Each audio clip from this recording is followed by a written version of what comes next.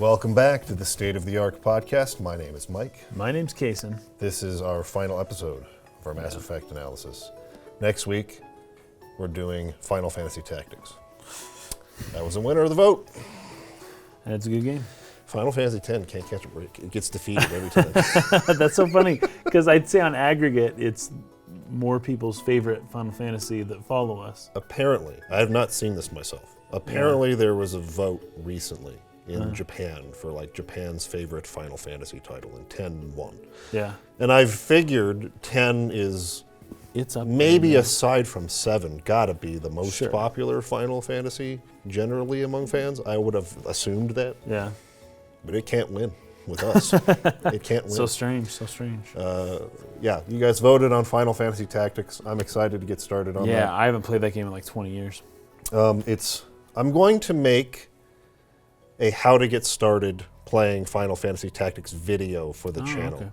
Because it's not a few people that I've known, more than a few people who have really struggled with the game. Either to finish it because they get stuck at a certain point, or like the first few missions are pretty tough, or can be, depending on your level of familiarity with tactical RPGs and just your luck of the draw with certain hidden mechanics that the game does not inform you make a difference. No, of course. So I'm going to try to upload that early next week, probably before this episode goes up, or maybe right after, depending on what time I have, so that people who want to join us on the Final Fantasy Tactics playthrough will hopefully have an easier time if it's your first time playing the game.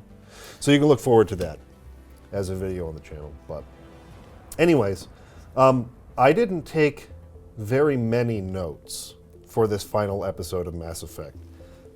It's like it's a really nice, sort of exciting conclusion to the story. It's very cool. It's very good. It just, there's not much to, I guess, expand on. It's just pretty straightforward. So we're just going to kind of do our summary and kind of wrap up our thoughts on it, and then we'll turn to some comments from YouTube. A couple of them in particular I thought were really good, to kind of like expand on some of our thoughts from earlier in the podcast. But outside of that, I think that's going to be it.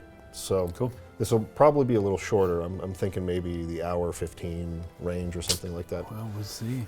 But we've got a podcast to film right on the back of this for our Patreon and Subscribestar people. Yeah, exclusive. Yeah. So if you guys aren't aware, those who support us on Patreon at any level, $1 or whatever, it doesn't matter. You get an extra podcast every month where we answer questions directly from them. So we're going to be filming that on the back of this. If you're interested in seeing those, there's already like 14 episodes backlogged that you can go check out. So take a look at our Patreon and Subscribestar if you're interested in those. Okay, we left off right after we were grounded, right? Yeah. And we go back to the Citadel thinking, oh, finally the Council's decided to do something. Yes. And what they decided to do was not enough. We've put like a bunch of ships at all the different relays so that we're really well defended.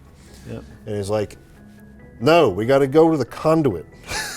That's where Saren's going. Obviously, that's important. Well, that's in the well, what do they call it? The not the out of control. The terminus. The terminus systems. Yeah, the terminus. We can't do that. We'd risk a war. Just let me go. It's a cloaked ship for a reason. The ship is like a ghost, right? Nobody can see it. He says on radar. Says something like, "I can be discreet." Yes. And the Turian colony or council member is like, "You detonated a nuke on Ilos, or not on Ilos, on VIrmire. VIrmire. That wasn't discreet. Right. No thanks." Yeah, like not just any nuke. It was huge, huge. So they don't want you to do anything. And Udina's on their side now because he's playing politics. And so they can see that you're not going to give up on the idea. They ground the Normandy there on the Citadel. And you're stuck. Then you have the moment, right? There's the moment when you're on the ship and you're like sitting down, and I believe that the character that approaches you is different depending on your choice. Your choices, yeah. So for me, it was Liara shows up and she's like, "Hey, are you okay? And we're like having a hard time, but she talks us into, continuing on and pushing through and not giving up, which is pretty great. It's pretty fun. Encourages you. Yeah. And so we come up with this killer plan. So we're talking to like Captain Anderson, and Anderson's like, okay, dude, look, I'm gonna go punch the guy in the face who runs the Udina, yeah. Yeah, well, the ambassador, right? I'm gonna go punch him in the face, and I'm gonna like overwrite his computer, and I'm gonna let you guys go, but it only worked for like a minute before they figure it out and shut everything down again. Yeah. So we formulate this plan with him, and I can't remember where he was. Was he at the casino? He was or at the something like Flex, so he's at a different bar. There's 2 bars. There's at the bar. Cora's Den, and then there's Flex. Yeah, which is where you can gamble, right? Is Yes. that place? Yeah. So, we get with him, we figure out exactly, like, the whole plan, right? And we're kind of talking him out of it. We're like, hey, I don't know if that's, like, the best idea. Did you like, Yes. did a different way? Yes. You did, okay. So, well, there's kind of 2 choices here. And I was trying to, as best I could, because I did finish my Renegade playthrough. I remember at the beginning of this, I was going to do 4 playthroughs or whatever. I ended up doing 2 in like 3/4. Okay. I did not, so almost 3. So I got almost to the end, basically to this part, the Citadel part, with my female shepherd run. Yeah. But I didn't get past that. But I just today finished my male Renegade run. And so I tried my best to choose different things just to see how it plays differently. Just to see what happens, yeah. For instance, I saved the council on one, I let the council die on the other. Here at the end, okay. Right, so we'll talk about that in a minute. But for this particular choice with Anderson, he says he can either go into Citadel control and try to like get you loose so you can get out, or he can go override through Ambassador Udina's computer. The Paragon option, the upward option, is through Udina, which seems to be a less risky. I mean, it's still horribly risky for his career, obviously. Well, very much so, yeah. But less risky than like going through Citadel security and actually into the control room of the Citadel itself. Yeah, probably with a bunch of people involved. Yeah, right.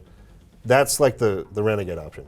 I never did the Renegade option for this choice because I like watching him punch Udina in the face. Just like it's very satisfying to me. That's great. So yeah, I'm not sure exactly how it plays out the other way. And after I made the choice, I was like, dang it, I should have just done it just for the sake of talking about it on the podcast. Yeah. But it was just almost like I just flicked up because I just really wanted to see if Tina get punched in the face again. But that's great. I assume, I mean, obviously, either way, you're going to get off the Citadel.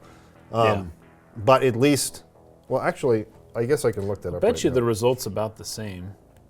Yeah, let's see if anything happens to Anderson. Sir, this is a restricted area. Sir, you can't be up here. Sick. What a beast. He pushed him? He just pushed him? Oh, wait, there's only one guy? Oh, wait, this is not where I thought it was. Is this the main place with the council or something? Freeze! No, it looks like... It looks like the same... Yeah, that's the staircase going up to the council. To where your ship is stationed at. Like right there. Like where they dock. This looks like a dock almost. Oh, they kill him. See, this was what I was wondering. I wondered if he died doing it this way. So Udina has to be... Oh, they shot him. Maybe he's not dead. Huh.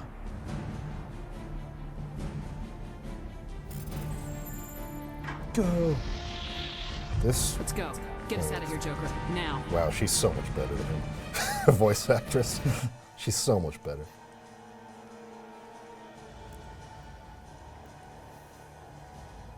Okay, you get away, but what happens to him? Does he die? I don't know. He was fetching shot in the back. If Anderson is shot, there is no lasting effects. Okay, so he's still fine. So he's still fine other way. So it plays out more or less the same. It's just... Okay. So that's good to know. Okay. So yeah, it's not necessarily consequential either way he goes, but he does get shot. in the back, I guess, if you send him this Citadel control. But, anyways, in any case, the Normandy is able to undock and leave. Yeah. And hits the Mu relay, they call it, and goes to Ilos. So there's a cutscene that plays here that I found kind of funny a little bit. It feels like they're trying to pass dialogue around to a lot of the characters to like build some urgency. Like, oh, this is crazy. The situation's intense. Because you have like even like Presley, the navigator of the ship, is on the bridge, and he's basically saying, because when you jump, there's like a whole armada of Geth ships out there, but the Normandy's stealth systems are engaged, so they can't see you unless you were to get close enough for a visual. So it's like, we can get in there, but the planet, there's not like, in the area you're going to, there's not like a long enough landing strip. Yeah, he to needed, like what did he drop say, to 100 make meters or something? Yeah. And it's like, the best I can get you is 20. Yeah. And it's like, oh, that's suicide, Ashley says. Like, we can't do that. But the funny part is she starts telling him, she starts like giving commands, like, find us another, and it's kind of like, what are you doing? Shepard should be the one commanding here. Her personality. And they're all kind of being like, no, blah, blah, blah. They're all arguing back and forth about what to do. But then Joker says, like, no, I can do that. Like, I can make that work. Yes, yeah. I can get you in. And it's trying to pretty show. cool, actually. It's pretty cool. Because at first I didn't understand it. I was like, do you need to land the whole thing, or are they just going to drop off your little buggy? The Mako, the Mako. And I guess it was the second, but not the way that I thought, right? Like the ship, and it's so cool because you've got Saren, he's walking in with all the Geth, and they got this big like bunker they're going into, and right before he gets inside, he turns around, and the Normandy just like flies in there, and then lets go of the Mako, like, and almost like lobs it, almost like throws it from its entrance, and we land like right there, like right at the door as it's closing. Yeah, that was pretty sweet. Now we couldn't get in. It would have been cooler if we made it in. If it was just like 3 seconds earlier. Yes. But yeah, that scene is actually very, very well done, and it's a little bit surprising as to exactly what they were trying to do and why it was going to be so difficult. Yeah. And as soon as you see the execution, you're like, oh, I get why that was hard. That was crazy. That makes perfect sense now. It's freaking crazy, right? Yeah, very, very calculated drop and very little space to stop with its momentum going. But they're able to. But then, now they got to open that big blast door that he went through.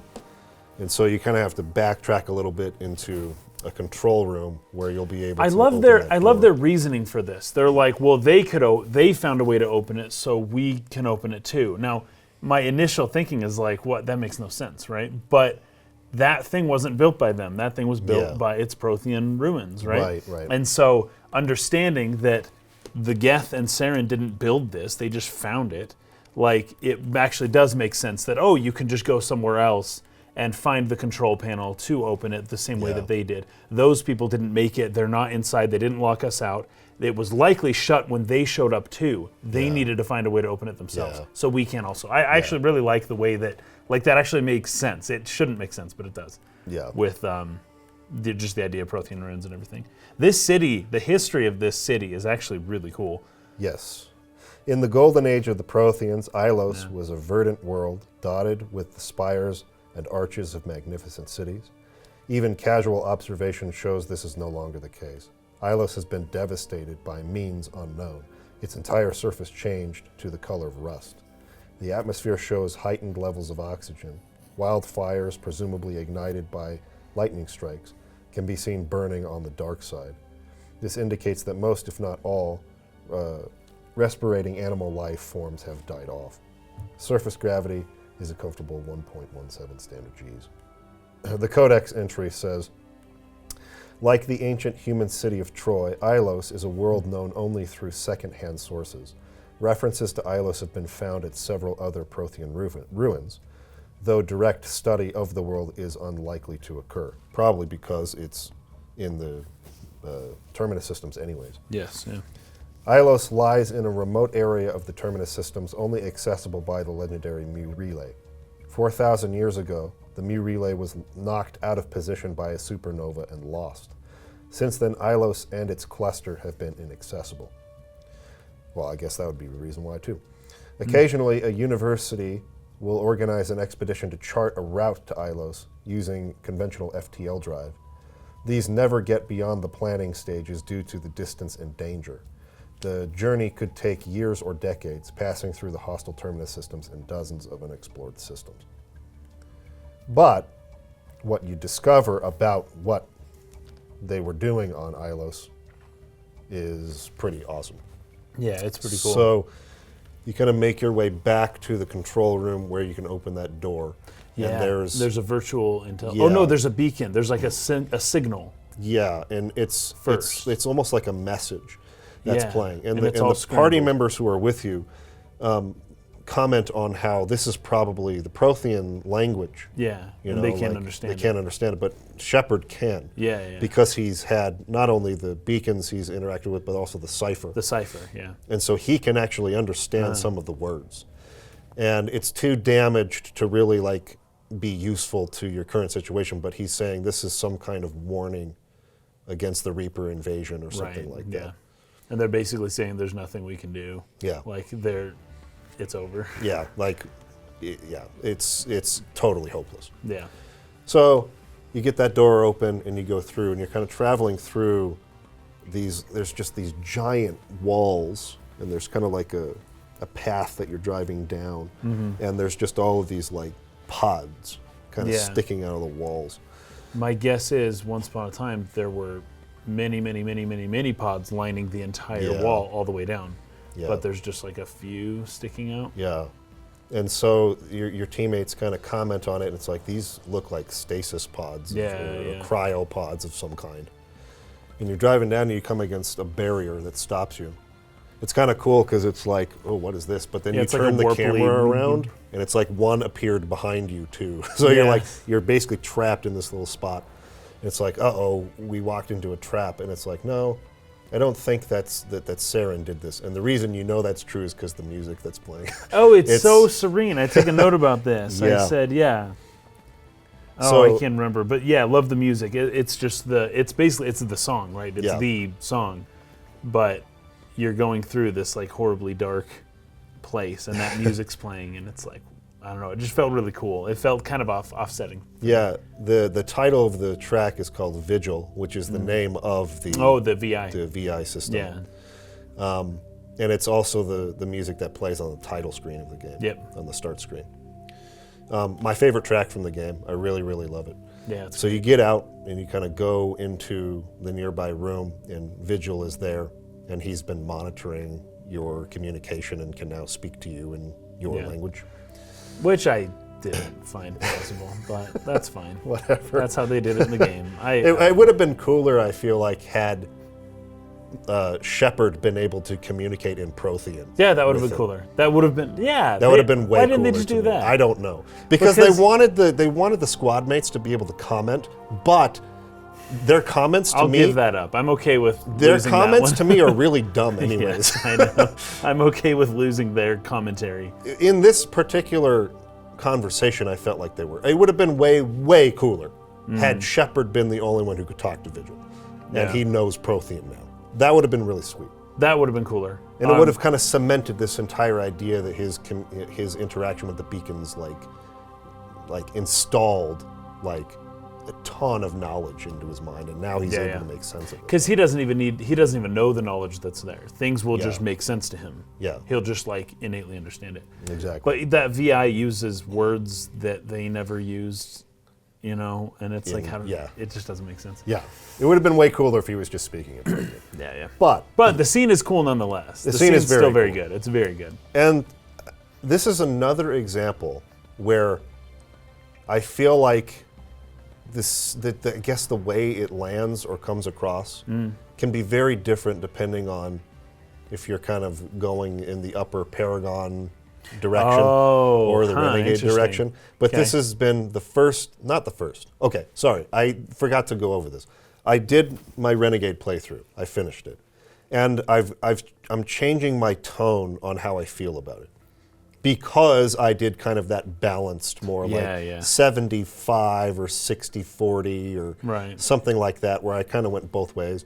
I ended up with kind of a ton of Paragon points still. I had about half of that Paragon meter filled up, Nice. and maybe about 70-ish% of Renegade filled up. So I didn't get as many Renegade points as I could have, but I still had enough to save Rex, which is like the most important thing, really. Sure. It's like the one thing you really need to do with this Paragon Renegade thing. Outside of that, who cares? Okay.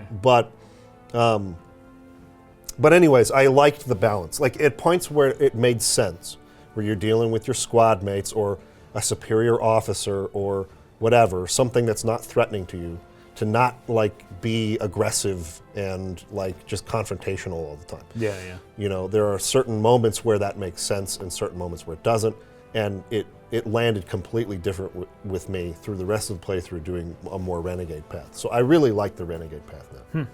And I really liked it particularly in this conversation because the Paragon options are just irrational because they're like trying to argue with a computer about its choices of who it saved and I not. remember that. When it comes to the point where the computer says, hey, in order to conserve energy, we had to select who lives and dies amongst the cryostasis people. I began to disable the life support of non-essential personnel. First support staff, then security. One by one, their pods were shut down to conserve energy. Eventually, only the stasis pods of the top scientists remained active. Even these were in danger of failing when the Reapers finally retreated back through the Citadel relay. There were hundreds of stasis pods out there. You just shut them down? You killed them? You were programmed to protect them, not kill them. This outcome was not completely unforeseen. My actions were a result of contingency programming entered on my creation. I bet they didn't tell the non-essential staff about this contingency. All three options were basically something along the lines of, it's our judgment on How his could you do that? morality. Exactly. It's And a computer. It was programmed to do this by the Protheans themselves. It's like if you go to Google and you click through to a page about something and you're arguing with your computer about what the info it presents It's like, to you. what the frick are you doing? He was just saying that was my protocol. I was literally programmed to do that in case it happened. And he's like, well, I bet you the workers didn't know. And it's like, what are you doing? So dumb. Yeah, he doesn't so care. Dumb. I don't know. I mean, it's possible maybe they were more talking to each other about that. Like, oh, dude, that's screwed up. But it didn't come across that way at all. No. They were like telling him. It felt like they were casting judgment. Freaking like moral grandstanding on this computer program. I would never do that. It's just like, So my, bad. that part of the ridiculous. scene I didn't like. Of and I feel like you could have skipped that. Yeah. Had you just had Shepard talking to it and not your squad mates commenting. Yes. But or as the a brief renegade aside, the renegade options are not aggressive and confrontational. They're understanding of the necessity of the extreme circumstances in which this was like total genocide here. Right. Obviously, very difficult decisions had to be made about who to preserve of the very, very last of their people. It's like if it doesn't pick and choose who dies, they all die. And it's obvious. And especially Obvious. at this point in the game where it's like we've had to make these ethical decisions multiple times in this game. Yes. It felt like a lack of character development to come to this moment and be like, well, you should have saved everybody. And it's like we've made Kaiden's dead. Depending on who you did. Yeah. Kaiden's dead because of a choice you made. Yeah. You don't then go to this scene and reverse your character progression and be like, if you can't save everybody, then you shouldn't save anybody. And it's like you just did that. I know. In the previous mission. You just made that decision. And for anybody to even, it's a weird thing. And I'm sure that at some point there were probably, I would guess there are different writers that wrote the different scenarios for the games, right? Yeah, I think. But still, the main writer, I can't remember, Karpyshyn. Drew Karpyshyn. I feel like that's a little bit of an oversight on his part in terms of character development and to make everything be a little bit more cohesive. Yeah, it's like there's two fronts on which this doesn't make sense. One, it's just a like really, really stupid oversight of the extreme circumstances. Yeah. Not recognizing that if you don't pick and choose who lives, then everyone dies. It's so obvious. I mean, it's just so blatantly obvious. It's so obvious. Secondly, he said, we're running out of energy. if you wanted to have this moral conversation with someone, pick not a computer. Pick Somebody who could actually like process what you're saying and like maybe be persuaded. Yeah. It's just really dumb. Absolutely. But anyways, Absolutely. the rest of the scene's awesome. They're very good. Vigil, I like the voice actor a lot, and he explains a lot of things here that really put it together, and that a couple of really big payoffs from way early in the game, from the very first time you go to the Citadel. So he explains the Keepers. The Keepers were which aliens. I had intuited by this point, like those mysterious things have been here for forever. But he says that it's possible that they were the very first civilization biotic, that was reaped by the Reapers. So I guess the Reapers would have been first. Harvested's a better word, by the Reapers. The Reapers, likely, if they're some type of AI, the likelihood, in my opinion, knowing nothing about the game or any of the other games, but just thinking somebody made them, and then they harvested the people that made them first. Yes. Then the next cycle would have come around, and that's where the Keepers showed up. Unless the Keepers are the ones that made the Reapers, I doubt that. But the Reapers, or the Keepers, tended to be more obedient. They're easier to train. They're more subservient, and so I guess they wiped out 99% of them, but kept a small handful to like stick around, and they brainwashed them and all that. Basically, left behind just for the purpose, because they're indoctrinated and being controlled by the Citadel itself. So, basically, they keep it operating and allow for this cycle to continue. Yeah.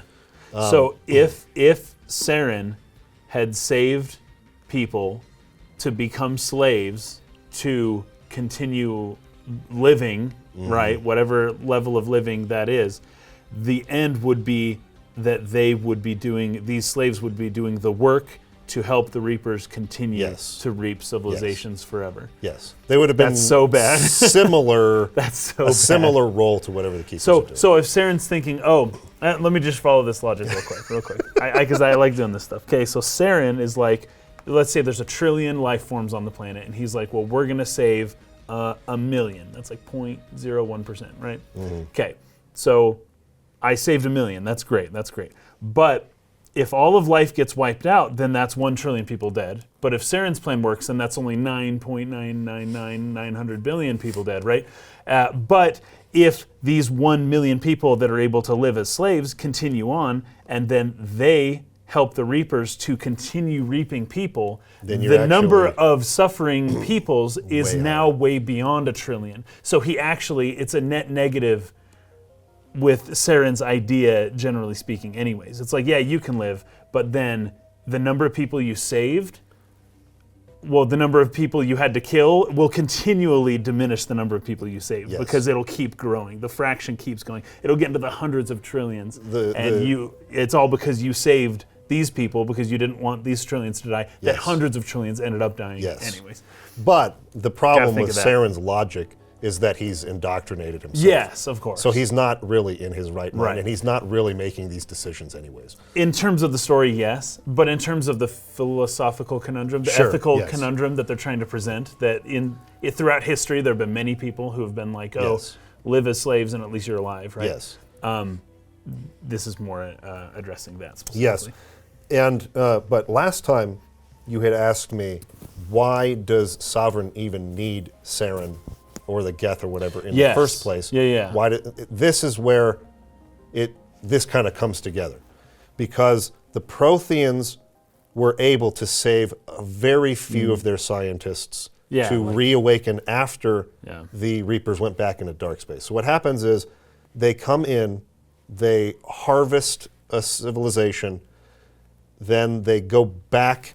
They use the Citadel itself, which is a mass relay that connects to dark space outside of the galaxy. They all go back out there and they hibernate. They shut down into a state in which they would be vulnerable otherwise. But they conserve energy this way. And they just sleep for tens of thousands of years.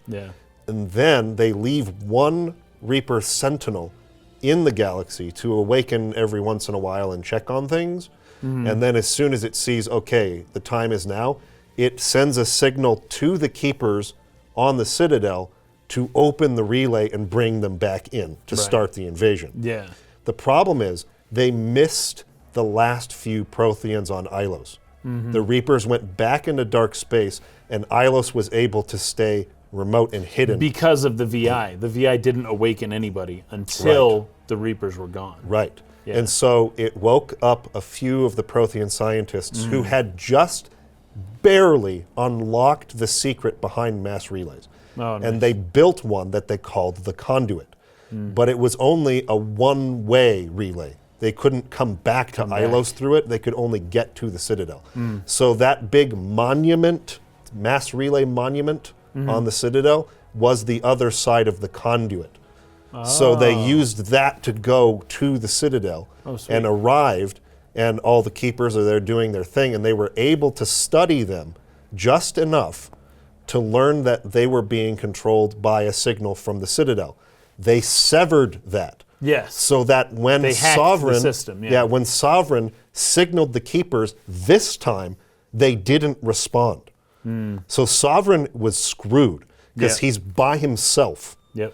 And he's like, uh-oh, I can't signal my Reaper brethren to come through the relay And if he because the just wants keepers to aren't responding. go out there, it would take him like Yeah. a million years to go And- at normal speed to go get his Reapers. And one Reaper is not strong enough to fight the entire armada of the Asari and the Turians and whoever are at the Citadel. Yeah. So he can't attack the Citadel himself. So it had to indoctrinate Saren, Right. who recruited a Geth army in order to find the Conduit, which would allow them to get past the defenses that are constantly, monitoring the Citadel. Yeah. To get straight there and signal the Reapers to come through, open the relay and signal the Reapers to come through. So that's the plan. That's why they were searching for the Conduit in the first place, was so that Sovereign and Saren and a Geth force could get on the Citadel without having to do a full-on assault of the Citadel and call the Reapers through. So this is all the information that Vigil gives to you. And Well, I love because you're kind of hearing some of the messages as you're going throughout. You hear the messages of not the relays, whatever, just what's the word for them? The beacons. Oh, right? beacons, yeah. And you're getting a lot of insight as to exactly what happened and how it happened through that and with the VI. And it's really cool when movies and games do this. You learn about the past. You learn about what happened in the past and how it's happening again, right? And you get to hear the people saying, oh my gosh, the Citadel's down. We've lost it. It's over. We're done. We can't contact Citadel. Like, they're coming. It's over. They're coming, right? And then we see a Reaper attacking the Citadel, but in current times, right? Yes. But understanding within the context of this happened a long time ago and it destroyed everything. Yeah. And it was crazy and it attacked the Citadel and everyone was freaking out. But then you actually see it in your time, what it would have been like, basically. I really like it when games can pull something like that off. Yeah, I agree. And, it kind of just like, it completes everything, it brings it together, it kind of pays off some of those early setups. It signals the urgency of the mission, what Sovereign's really after. The fact that Sovereign isn't as infinite and all-powerful as it claimed to be when it spoke to you. Yes. And that there is a chance. Like the Protheans, despite their failure otherwise, which was not their fault, they just followed the path that they were sent on, they were able to give some hope to whatever civilization came after them because they were able to study the Keepers enough to sever their connection with the Citadel enough to where Sovereign couldn't keep the cycle going when the time came, and now it's a little desperate. Well, that's what Vigil even mentions, because somebody in the party, I can't remember who it was, or maybe it was Vigil himself, somebody mentions, well, too bad your plan didn't work because the Protheans are all dead. And he says, yeah, but you're here. Yeah. I think that the plan actually worked well enough considering you're here, because this was a 1 in a million shot, right? This was not going to work. And all of a sudden you show up right as Saren shows up. I think the plan technically did work. Yeah, I think he mentioned something like this was one of however many outcomes that we foresaw could happen or whatever. Yeah. So obviously they knew, okay, we're not going to live through this. What are all the possible ways that this could play out? Let's try to make as many contingencies as we can. And this happened to be the one that came through. Because he had spoken with Saren before that. And he was like, Saren was indoctrinated. So he obviously didn't tell Saren all the stuff he told us. Right. But once he was able to interact with us, it was like, okay, you're not indoctrinated. Yeah, you're not like him. Maybe there is a shot. And so he gives you all this information. He also gives us like a little hacking tool that we can hack the Citadel with. Like a little, I want to say a disk, but it was like just a thing, data a disk. device. Yeah. But that device, I'm a little confused by it because the scientists had basically done this thing with the Citadel where they severed the connection and they were able to keep the Reapers from making contact in the future. But he gives us a device to basically do that again. Is it the same thing again? No, or is I it think a it's new just. thing I we're think doing? it's just. Is this like newer? Because Saren begins activating the relay. I think what we do is just go shut it off. Shut it off completely. So that the mass, or so that the Citadel does not bring the Reapers through. Okay. And locks them in dark space. But the Citadel already couldn't bring the Reapers through. It could.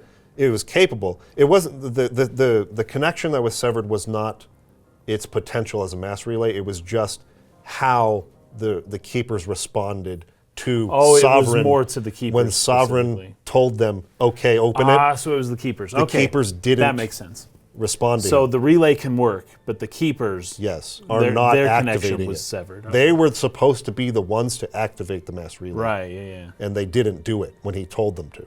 Yeah.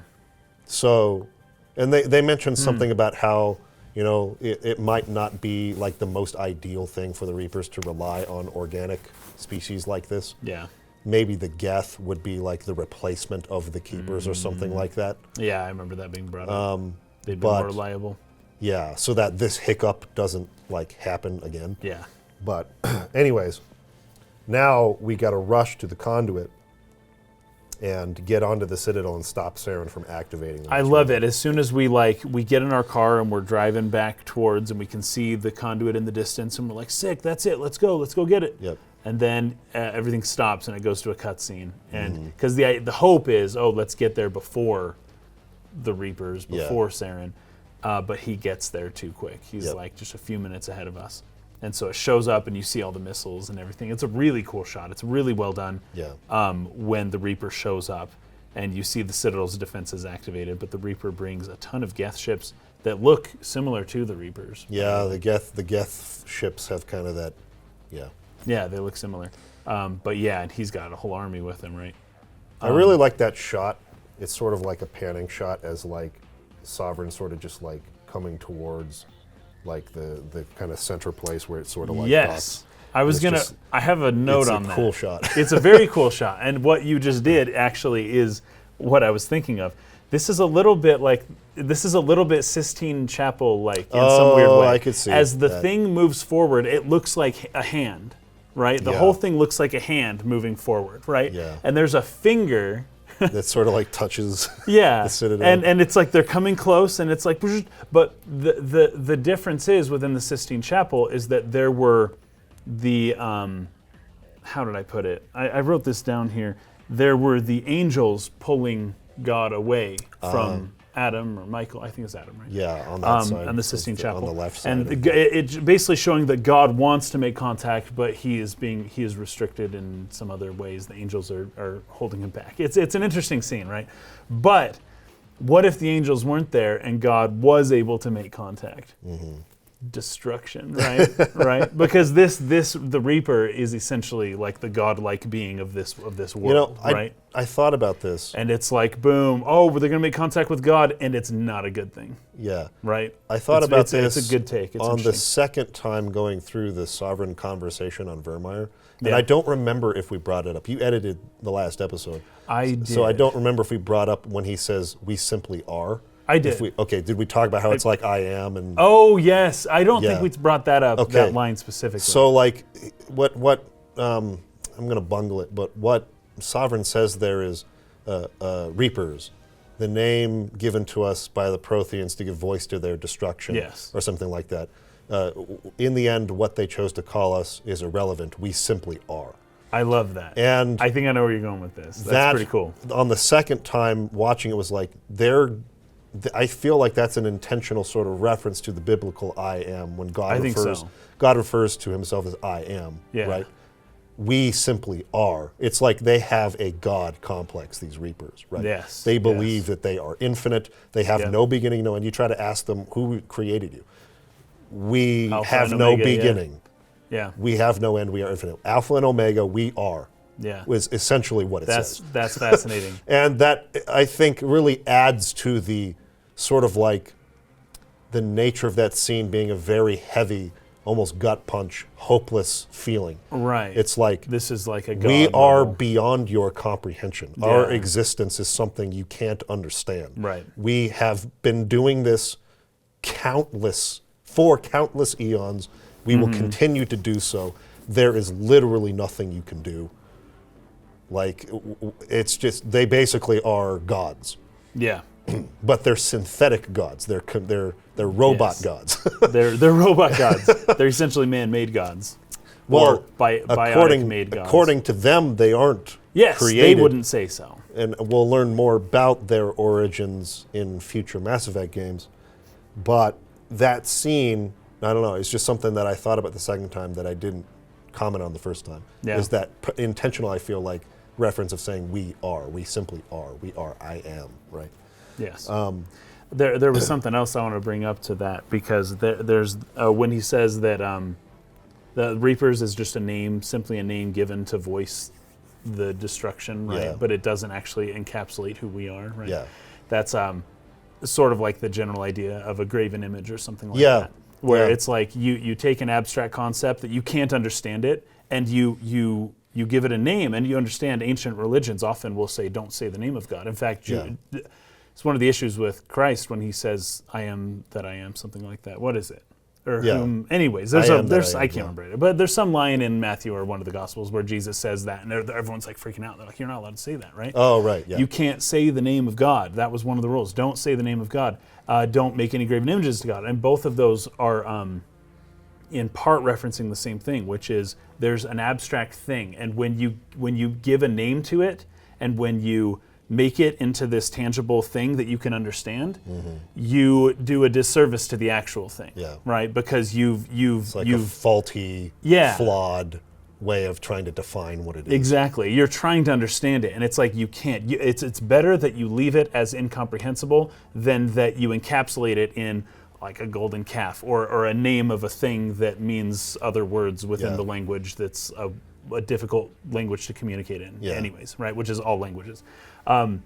It's, you're missing something when you do that. And so when the Reapers show up and the people have given them a name and they're just like, whatever, like that's not, they think they know us, they don't know us. Yeah. You don't know us. You named me, but you don't know my real name, right? And you'll never know it because you can't understand it. Right. Yeah. Another thing that I noticed, like that, man. Another thing that I noticed on Feros was they have a sort of that brief scene where you kind of come and you see these two Geth that are like worshiping. They built like a little shrine in Feros, and there's like they're sort of like bowing down to it. And you shoot them or whatever, and then if Tali's with you, or I guess whoever's in your squad, they'll make mention of, the Geth are evolving just like any other life form. Of course, they would start to try to understand their origins, or they're becoming why they're here, and so religion would be a part of that. Yeah. But what I noticed is that the shape of the object that they're worshiping looks a little bit like Sovereign. Really? It's kind of just like a thing with these arms coming down, and there's like a glowing orb in the center of it. Nice. And they've mentioned that the Geth are worshiping the Reapers as gods. They see them as gods. The Reapers are, according to themselves, basically gods. Yeah. But like that, that little shrine that they built there, I wonder if I can pull it up. Let me just try and find it really quick so you can see what I'm talking about. It's pretty interesting. Again, something I didn't notice on the first time, but on the second time is I think they built a sovereign shrine on Feros and are worshiping Sovereign like a god. Because Sovereign does look like a hand, like you're saying, right? Yes, yeah. And it is the hand of God. That is what it is. And I just can't that imagery of the hand slowly making contact. Where, okay, you've got two ideas, right? You've got the God of the Sistine Chapel, where he has made many things, and those things have keep God separate from humanity, right? Mm-hmm. But it seems to be a benevolent God. Then you've got the man-made God, which is sovereign. I'm just going to put him in the category, I know we don't know where they came from, but I'm going to put him in the category of the man-made artificial intelligence that man creates God. And God then just completely destroys man, because it can now make contact. It makes its own rules, and it's based on whatever whatever limitations we put on it. Okay, so I've got it pulled up here. Look at this. So you kind of come into here, right? And you have the Geth bowing down at this thing that looks like it has fingers. At this part. And they were bowing down and like worshiping him. There's a little orb in there. But it's just these like reaching fingers. Yeah. And they were like worshiping at the feet of that symbol, right? This thing here. Yeah. Which to me resembles It does. It looks like sovereign. the tentacles. It looks like that part. And so I feel didn't like get the significance of that. they've built a religion and they've built idols Yes. around sovereign. They're trying to understand him. Yeah. And it was really cool to me that when you spoke to Saren on VIrmire, he was like, the reaction of their gods to them is quite telling. They're insulted. So, like, they don't appreciate the Geth's praise of them. That's so funny. They see them as totally inferior, just like Yeah. all the other organic life. So obviously, that I think that's telling somewhat about the Reapers themselves. Even though it's a synthetic life form, like they are, it was made by the hands of organic life. Yeah. Therefore, it's Right. useless. It's impure. It's useless. Have you ever Yeah. had like a dog? Where Yeah. sometimes, you come home, the dog's excited to see you, and you're like, sweet, what's up, dog? But sometimes, if you're grumpy or whatever, you come home, It's annoying. and the dog just wants to lick you and jump on you, and it's Yeah. just like, go away. Like, what the dog is essentially doing, it's praising and worshiping you as its As a divine god. manifestation that feeds it and gives it shelter and rules its life, right? Yeah. So you are a god to that dog. But sometimes its worship of you is a little too weird. It's a little too like over the too top. much, man. Like, dude, but he's doing it in his own way. Like, what if a spider was like in awe of you and it was running towards you and it was just like bowing down to you and you're just like, step on it, like get away from me, go away. Pretend I'm not here. I don't care what you think of me. Go away. Yeah. I don't want you. That's probably what I think. That sovereign Basically, is what's just like, going on with Sovereign. Yeah, just leave me alone. Just Don't pretend do like we're on the. what I want you to do. Yeah. And then die. And then I will kill you. Yes, exactly. Exactly. Oh, man. So you rush into the conduit. It's pretty cool because you got a bunch of Geth, what do they call them? Like the big, like, I had the. Oh, yeah, the big ones. Those things are harder to kill. Yeah. I can't remember the... I can't remember the technical name of it. Anyways, the name, yeah, they're yeah. shooting at you, and you have like a time limit. You got like 40 seconds to get in Yeah, there, yeah. so you can't like fight them. You just got to drive through and Yep. taking a bunch of hits. And You go to the right side and they shoot a few, and you go to the left side and then the cannons, and it's pretty easy to avoid that. Yeah, you Until you just- get closer to them. drive through it. You just jump into the conduit, and it sends you into the Citadel. I have a technical question about this, because Okay. when the Reaper goes through the conduit, he's really far away from the Citadel. When So they we didn't go through it, we are literally in Reaper, the Citadel. The Reaper didn't go through the conduit. Oh, just Saren. did. Okay. So what they did, they're doing a Oh, sure, similar that makes sense. a Okay, similar okay. tactical operation to what we did on VIrmire. The Okay. Solarian units went and attacked head on and brought a lot of the Geth forces out to fight them, Okay. while our Shadow team went in There you go, and that makes snuck in the sense. back. That makes sense. Right, Okay, cool. to like actually set the nuke and detonate it. So Sovereign So leads Sovereign took a normal relay. a fleet of Geth to Yeah, the with the actual relay that leads to the Citadel, brings the Armada out to fight, while Saren lands on the Citadel Just itself like through we the did. conduit with a smaller Okay, cool. force, and they work their way up, right? But Sovereign is still powerful enough, beastly enough to just kind of like break through that I know, that's pretty crazy. and just go attach itself. It took a while lot. the Geth keep fighting like the Asari flagship and the Turian ships and things Yeah. like that out, on the outside, because it was open. So the Citadel arms were open. Yeah. But what happened is that Saren closed them, and Sovereign got in before it closed. And now that it's closed, it's like impenetrable. They can't attack. And all of the ships Sovereign. are stuck outside. Yep. So that's another part of what we have to do is we have to open the Citadel again. So they can actually so attack that Sovereign. so that ships can get in and attack Sovereign inside of it. So so we land in there. We're chasing after Saren. A lot of fighting going on there. It's kind of a cool shot too, like because Saren stops the elevator and you're inside of it. So you have to like blow the glass out, and you kind of just step out in the gravity. It's really cool. Like just shifts. It's really cool. It kind of shifts that your whole perspective. that whole scene with the Citadel closing and the ship in, and then we come out, and you're just seeing the whole thing, looking up and down into the just how freaking big it is, and just the massive destruction that's going on. It's And really, I really like that. You really can, overwhelming. When you first start out, you kind of see Sovereign there, just like moving its tendrils, and you kind of look up and you just see the scale of it. And it's just like whoa, huge. And then you're like running through, and you're fighting. You make your way to the council chamber where Saren is at, and he's activating the Citadel. And you have a conversation with him here. It is possible, because he mentions how he started to really think about what you said last time. Yes, Because he starts to realize how we indoctrinated really he did get is. into his head. Yeah. He's like, oh crap, I am indoctrinated. I actually am. And so he got really disturbed by that. But what does he do he about it? goes to Sovereign, Now- and Sovereign just upgrades him, right? Now I have a theory of this, because my initial reading of that is like, that's not right. That's strange. My guess is because we don't communicate with the real him. We're communicating with the indoctrinated version of him, right? Up until the very end, if you do the Paragon questions, where you do sort of get a response from the real him briefly before that's over.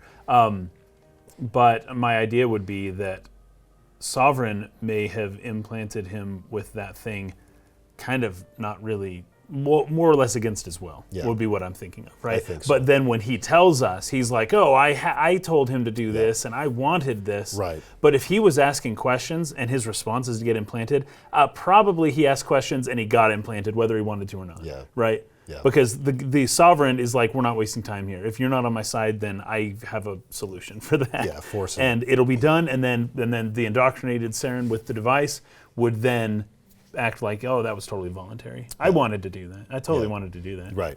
Yeah. It's exactly what I think happened. Yeah. And so there is a possibility here to use either your Paragon or Renegade to persuade Saren that he's indoctrinated. Right. And what he'll do is he'll like kill himself. He shoots He'll himself shoot in the head, himself yeah. to stop. And you basically skip the whole first phase of the final boss fight. Yeah, I didn't realize. I thought we were going to have a boss fight. And I was like, oh, this is going to be real. This is going to be crazy. Because he's bionic. He's got this metal suit now, and he's all like super like souped up and ready to fight. And he's talking up how strong he is now. And he's like, last time we fought was nothing. I'm like 10 times stronger now. And like, okay, that's the RPG thing, right? Well, then he just shoots himself in the head and it falls down. I was like, holy cow. Like, I was not expecting that at all. Yeah. But when before he shoots himself in the head, he has like one or two lines where he's like, you're right, I am indoctrinated. I hate this, I'm done, and it's over for me. And we're like, no, you can still be saved, which is the trope talk about we this were a lot. talking about last There is podcast. no forgiveness. Even if you are indoctrinated and possessed and you have an implant, the right thing to do is to die. You cannot There's be definitely forgiven. Definitely a trope here. Yes, Yeah. yes. Even though a lot of it can be said to be against his will. Now, you were telling me based on some previous things that, like based on the book. He's not necessarily a great guy. He was anyways. never that great to begin with, right? Okay, so we're okay with him dying, right? Yeah. But essentially the idea is that there is no forgiveness, but the good character needs to offer forgiveness. But if the character actually is forgiven, people don't like it. They don't like it. People don't like it. People are like, no, he's got to pay. He's got to pay. for his sins, Capital dude. punishment, right? Yeah. So, and the best solution for that is he shoots himself. And it's like, oh, well, that was probably the best way this could happen for the human egos watching it and for the character of Saren, right? Yeah. It's like, oh, okay, sure, we're all okay with that, right? Because it was his choice. We didn't kill him. Our good guy didn't betray his values and shoot a sort of innocent. Like you see this in, like in GoldenEye, or in one of the other Batman movies where Batman drops Joker from the building. Which one was that? That's was like the Jack that's Nicholson the one. original. Yeah. But it's like Batman didn't want to kill him, but the guy, I think James Bond is holding Trevelyan's hand. Sorry, spoiler alert for GoldenEye. And it's like the right thing to do is to save him, even though he's so bad. Oh, he slipped, or no, oh, he tried to kill us, and then he died. You, and then you drop him. Movies do this all the time, and part of the reason is that our character needs to offer forgiveness, but the bad guy can't be forgiven. He cannot, but it has to be offered because our good guy's a good guy. Right. Anyways, so throughout the whole Saren thing, at the very end, he's like, "No, I've gone too far. It's you now. Like, good luck, Yeah. Does in with himself, and I don't know. The way everything went around is about fine, but I would like it if every now and then we didn't have to play by these rules. For all the reasons you just mentioned, on top of one additional reason, do not like the scene when it plays out this way. Yeah. Where you persuade or convince or intimidate To kill himself. Saren into killing himself. Yeah. I don't like the story going that way. It doesn't make sense because it diminishes the power of Sovereign's indoctrination. Oh, sure. Yeah, I was surprised. I was like, wait, he's overpowering the chip, Yes. the implant? Yes. Wow, good It's job, like Saren. You're pretty it's strong, like dude. Shepard's power of persuasion is more powerful than God's indoctrination, which it just really lessens how Yeah. powerful that Hey, indoctrination dude, his is. charm was leveled all the way up. Yeah, it's just it's not He was convincing godlike. to me. His charm was godlike. Exactly, but it's silly. It is. It undermines It is. how powerful the Reapers are. Yeah. So I don't like it for that reason. I much prefer that you actually fight Saren here, because you get at the first phase of the boss fight, first of all, which is actually kind of tough. He's floating around the room, and there's Geth coming in, and there's a lot going on, and it's a big missed it. I firefight didn't that's see that. pretty tough. And I like it. It's fun. And you actually shoot him, and then he falls from his little glider and falls down and gets impaled in that room below. Oh, there you go. And it's just, I just like the scene Through playing the out that glass, way. there's glass Yeah. there too, and yeah. I like the scene playing out that way much better. That makes For more that sense. reason, because in addition to what you're saying, the tropiness of it, it's just it makes Sovereign less powerful, and I don't like that. So, anyways, I like doing that, and then you insert the Prothean data disk that you got from Vigil. You stop the process that Saren had started, but then you get a choice here. It's because you're going to open the arms of the Citadel, yes, right? Yes. But the Alliance fleet has shown up for reinforcements. Yes, yeah. And it's you can either go save the Destiny Ascension, which is the Asari flagship where the Council is. They were being evacuated. They're on evacuated, that yeah. ship now. But it is under heavy fire, and it's about to be destroyed. Right. So it's you can either send your Alliance ships to offer assistance to the Destiny Ascension and save the Council, but take heavy casualties in the process, or you can hold them off and say, just focus on Sovereign. Forget the Destiny Ascension. We need as many ships as possible to get in here when the arms of the Citadel open and take out Sovereign, because it's not easy to destroy. Right. In my Renegade playthrough, I had a lot of arguments with the Council. Lots of disagreements. Constantly, they're questioning me. They were bad constantly, I'm saying, you don't get it. They never listened to us. And it made a lot of sense to say, screw those guys. The whole reason we're in this situation is because of them. As a Renegade run, that makes sense. And because it's not even just an FU to the Citadel, it's or to the Citadel Council. It's saying, no, we have to kill Sovereign now. Right. We need as much firepower We need Right. as many ships as possible to kill this thing You gotta now, it's no right? time. Fetching now, because if it calls the Reapers through, Right. we're all dead. So it feels more like kind of like we're talking about, where it's like you allow the few to die to save the many, sort Yes, of, yeah. rather than just being, oh, I hate you, F you guys, man, right? So I can see it in that context working. In my Paragon playthrough, I didn't argue with the council as much. Yeah. I was more agreeable with them, and so it made a little more sense to be like, no, like, how are we going to keep the structure of the galaxy together what is after that? this event? That's thinking past the sail. What Right, would you call it? exactly. That's beyond. It's like you've got, like let's say you're a football team, you're playing a team tonight, but you got a really big game like the next week. Yeah. But if you don't win the game tonight, Right, you're looking You're ahead out too of the much. playoffs. Like you're done. It's over. You're not focusing enough Exactly. on the It's like, opponent no, you're playing. you have to make sure you win the current thing. And it's like, yeah, well, how Yeah. are we going to rebuild without a council? First off, make a new council. Yeah. I don't think it would be that big a deal. Second off, you don't even know that that's even going to happen. Like, Right. make sure you deal with the problem at hand first. The moral, because the way the game makes it seem is though the moral thing to do is save the council. is save the council. But I don't think it is. But the truly moral thing Yeah, to do I agree. is to kill Sovereign as fast as possible immediately right Yeah, then. He's yeah. attached to the monument. Is that what that thing is? I don't know if that's... Or is that I the think Citadel building? It's just kind of like, I think it's the tower. the yes, tower, the Citadel tower where itself. where the people are, what do you call it? Where the council government chamber is people and- are. Okay, yes. so it's not the relay itself. No. But I agree. I think it's actually a better choice to just focus on Sovereign. It's like more moral. It has kind of three options there, where it's like, save the council, let the council die, or one that just says, just focus on Sovereign. I have not chosen the just focus on Sovereign one, but I assume it's the same as letting the council die. Okay. But just without saying, I want you to let them die on purpose. So that way you absolve yourself. That's one of the issues. That's one of the fun things about, because I feel like we could talk about this in a game Yeah. like Mass Effect that's all about ethical conundrums. Like, if you ask people, which decision they would make in a certain situation, if one of them involves you directly killing somebody, people are less likely to do it. But if the other decision involves indirectly killing somebody, Yes. right? Right. Like, what is it? I heard this one a while back. You're on a boat, somebody's drowning in the water.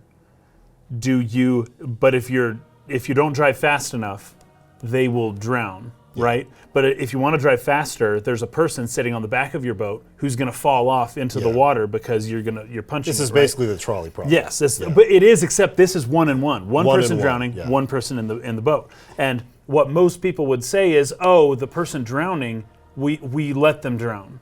Yes. We don't, because by pushing the throttle, we will then be responsible for the For other that person person's dying. death. We killed that person. This was an act of God. This, that who knows person- how he got in the water? Yeah. And so the thing is, even though the same result, one person dies either way, people would much rather allow the incidental death that they were indirectly responsible for, that they could have saved, than causing Yes. a new death themselves. And that's just partly the ego. The ego just can't handle it. Yeah. And so that third option would be the absolution of responsibility, right? Where it's like, I don't, whatever happens, happens, even though you know what's going to happen. You Yes. need that option to be able to help your ego to cope with the aftermath, Yes. right? Where it's like, well, it was out of my control, really, and, things just happened, and I did what I had to do. So that's an ethical thing, and I don't even know if that's necessarily a problem. That's just how human brains work, right? Yeah, it's just hard to feel like I caused this Yes. when I know I didn't. You got to live with that forever. Yes, I didn't cause that. Yeah.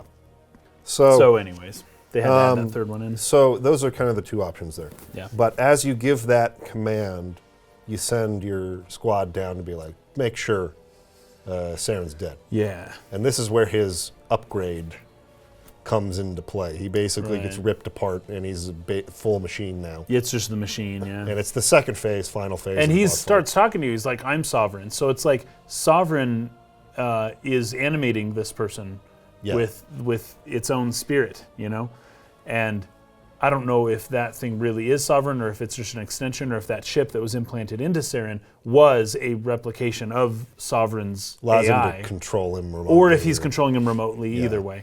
I don't know exactly what the deal is, but as soon as we kill that manifestation of Sovereign, the hand of Sovereign kind of lets go and falls, right, and becomes vulnerable. I don't know. Isn't that I don't remember that. Maybe I can watch it again. We can just look at it again real quick, but. Because that's when all the Alliance ships come in and they just start beating the fetch out of it. They do, but they're shooting it for a while. They're shooting it a lot. It's not until we kill Saren Sovereign that something happens and that the Alliance is able to break through. Now, whether they helped us kill Saren Sovereign or whether we helped the Alliance kill the real ship Sovereign, I don't know which is... Okay, so he dies. It just like melts away. And yeah, you're right. It does look like it has some effect. Yeah, it seems like because we killed, it's almost as if that was Sovereign. I think you're right. Yeah. Okay. I think you're right. So let's revisit this, or let's. So yeah, it starts falling off. Yeah. That's freaking, it's weird. So anyways, I don't know, that's why I'm wondering, was he remotely controlling Saren? Or did he actually put himself was into he Saren? Really in Saren? Because Saren's like, I am sovereign, you know? And so as soon as we because kill... then they can blow him up, but it's like it's already deactivated. I know, it's like falling and it's weak, and now they can like shred it up, you know? But sick maneuver. Its shields are down, it's, yeah, that's sick. Really cool shot. And of course, the Normandy is the one that delivers the kill shot. Nice. Like splits it up, its legs fall off. It's like totally jacked. So yeah. So another thing, this battle here kind of does a similar thing to like what the Return of the Jedi does, right? Where you got the space battle outside, but then the real lightsaber battle is going on inside. And as soon as one defeats the other, it changes the tide of the battle for the other, right? This is sort of like a version of that, right? Yeah, so like we're fighting similarly Saren, structured scene. Yeah. All right. So, Sovereign is destroyed. You prevent the Reapers from being signaled and coming through the mass relay of the Citadel and save the day. Depending on what choice you made and how it played out, you'll either get a scene with first, I guess one of some of the debris from this explosion of Sovereign breaking apart comes through and like smashes into the chamber. Yeah. And they play it like, oh no, they died. Yeah. But then like they come looking and they're like, oh, they find your teammates. Well, what happened to Shepard? Captain Anderson. Anderson is the one, yeah. He's like, okay, where's Shepard? And they're all like, he didn't make it. We don't know where his body is, but we're sure he's dead. We're sure he died. We didn't look at all. We have no idea, but I don't and think we're just like right there behind the thing. Yeah, and this kind of brings up another thing that I find a little bit corny. From this point on, the game is less. Yeah, but they've done it a couple times even before this. Yeah. Anytime they try to like play up like the heroism of Commander Shepard, it always lands as being corny to me. Like every time. Yes. Because he's not really like a well-defined character because he's a Avatar character. So I don't know, there's just something about, it reminded me a little bit of some of our movies we made as kids. Yeah. Where so they're like, okay, he's dead, right? And then you look over here and you see some feet kind of scrambling up, and it's like Commander Shepard comes in, and you have this very epic power shot. Yes, where from he's standing on him. top of. He's standing on top of the debris, and he's like all in this heroic pose, right? Yes. And then they show a shot of Commander Anderson, and he looks kind of smiling at him, yeah, just a smirk. Yes. And then Shepard walks towards them, and he's also kind of smirking as he's coming towards them. Yes. It reminded me so much of the exact shots we did in one of our movies. I believe it was our Star Wars film we made, where it's like, isn't it the ghost? It's at the very end of the movie. Yes, at the end of Star Wars. Kason Ikens sees the Force ghost of his master just nodding and smiling at him, like, you did it, good job. And then you're just looking back at him, smiling like, yeah, I did. It's like so corny, dude. It's like exactly what they do in this scene. It really is. It really is. You're right. It's super corny.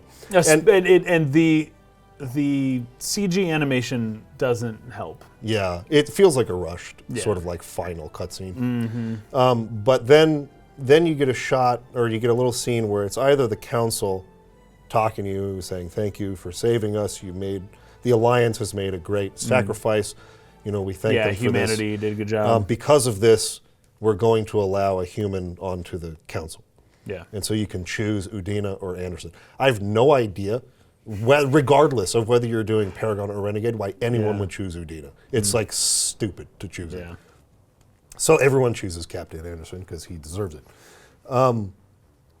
But if you do the other way, so I don't even know if you saw this scene, if you didn't save the council, it's Udina and Anderson and Shepard discussing who gets to take leadership now? And they essentially say humanity does because everyone's scared and we were the only ones who are strong enough to really step into this world. This is our destiny. We were born for this. We were born for this kind of thing, right? We're the strongest race.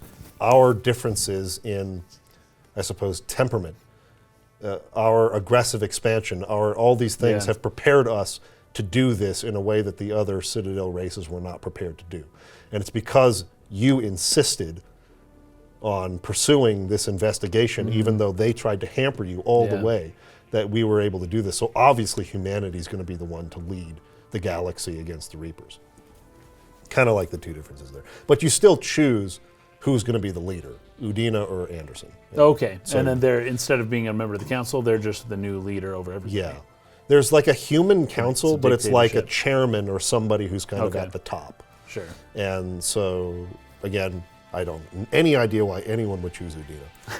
But the rationale behind it is we're going to war, we need somebody with military experience to lead us. And Udina seems to actually be understanding of that, where he's like, actually, yes.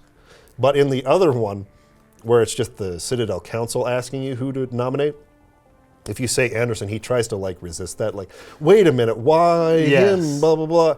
It's like, he's not even a politician. And it's like, dude, that's exactly why. It's exactly why I'm not choosing you, right? Yeah. Okay. That's funny. So then that scene ends, and then they have just one more really corny propaganda power shot. I couldn't believe that. Of it's Shepard another Lenny standing Riefenstahl there. level, yes. And just with the ship in the background, and he's just there. And why is that shot there? I don't know. It doesn't look good. I really don't know. It's not a good really shot. Weird, and it's very corny, and they're trying so hard. They're really forcing the issue here to play up the heroic, stoic, pose of Shepard. He's this hero. See, he's such a hero. Look at him.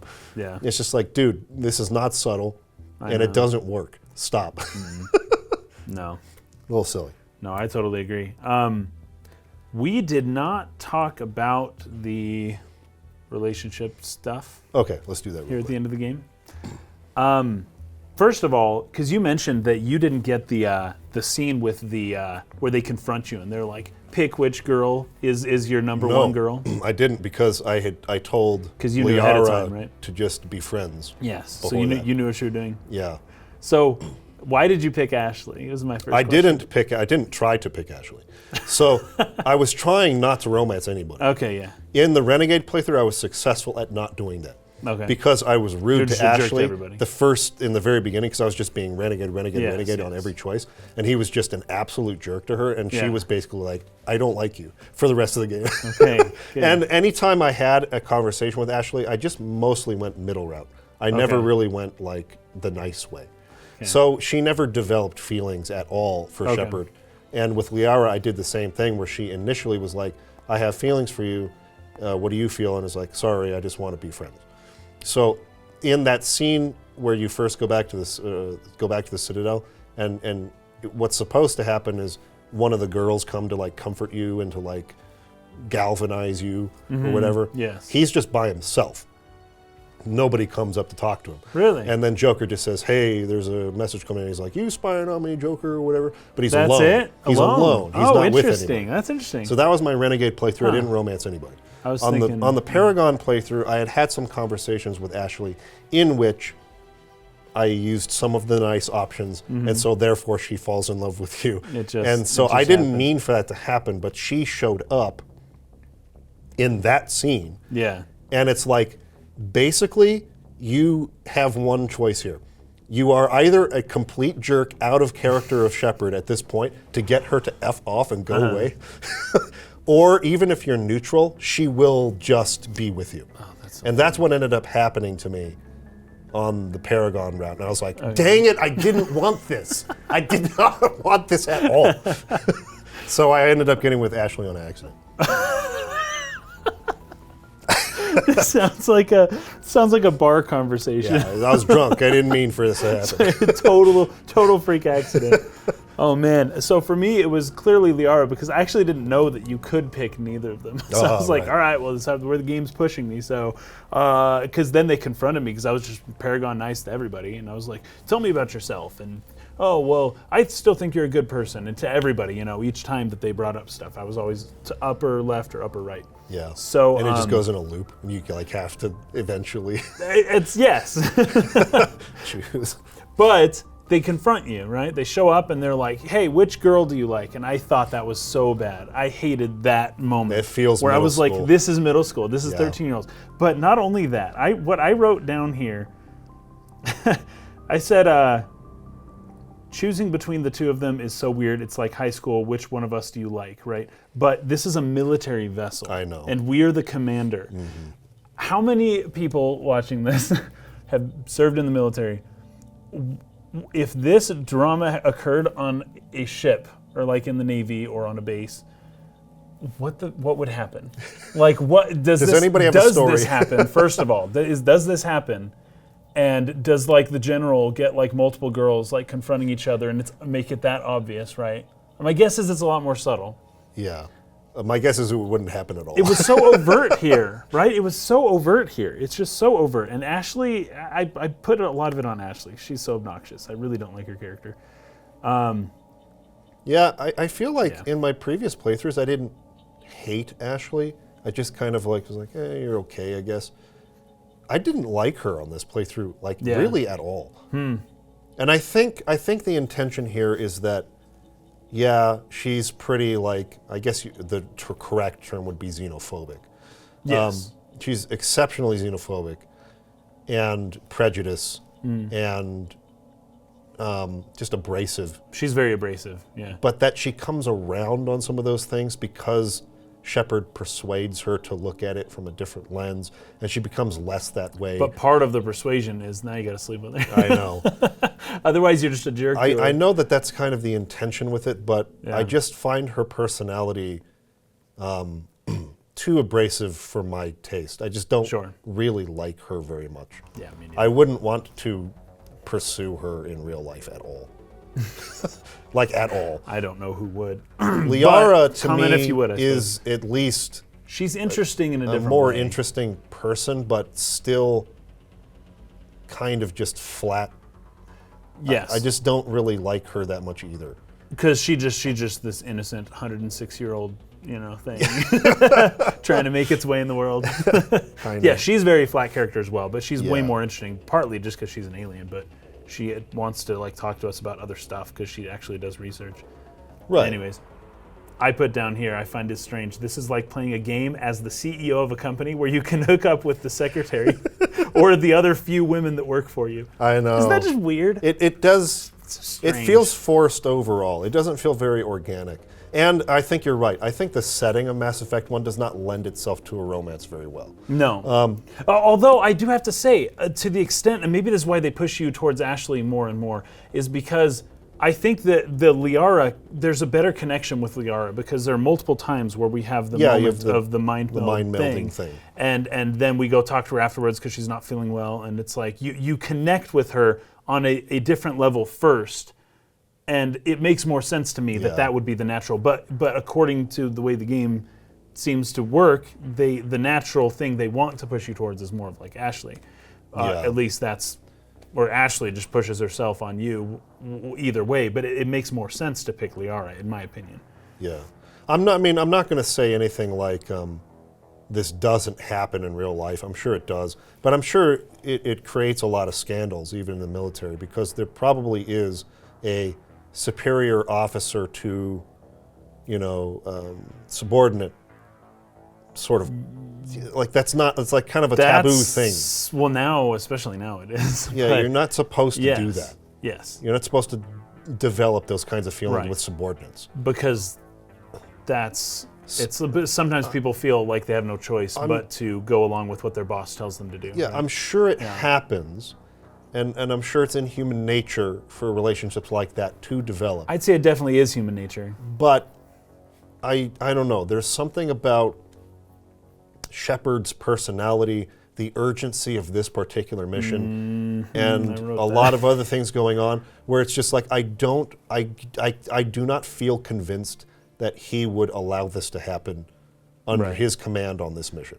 This heroic, always in control. Even if he was interested in Ashley at some point, he would say, "Not now.